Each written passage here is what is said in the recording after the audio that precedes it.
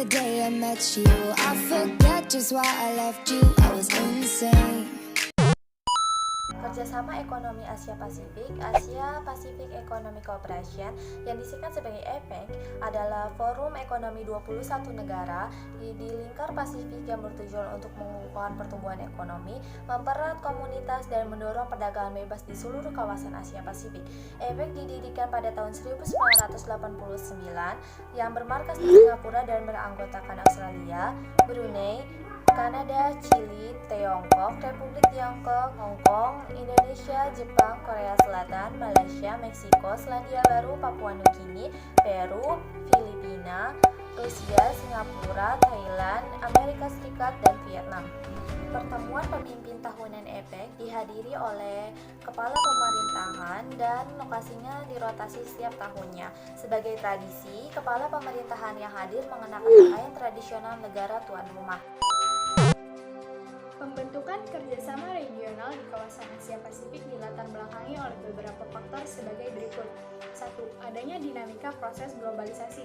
Dinamika ini berdampak sangat luas dan terjadi secara global di seluruh belahan bumi termasuk kawasan Asia Pasifik. 2. Perubahan dalam konstelasi politik dunia, seperti munculnya berbagai kelompok perdagangan regional yang bersifat tertutup dan cenderung membedakan kedudukan negara-negara Asia Pasifik dalam bidang perdagangan dan investasi. 3.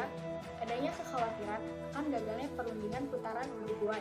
4. Adanya perubahan di bidang politik dan ekonomi yang terjadi dan berlangsung di Uni Soviet dan Eropa Timur.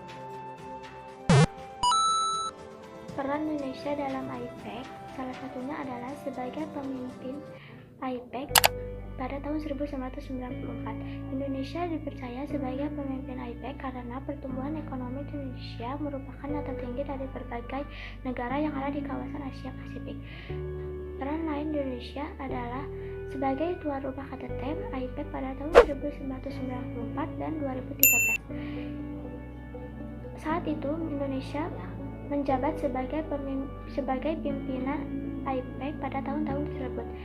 Indonesia juga turut berperan dalam pembentukan Economic and Technical Cooperation atau ECOTECNIC. Badan ini merupakan salah satu pelaksanaan dari pilar utama dari pembangunan ekonomi yang dilakukan oleh APEC. Manfaat APEC.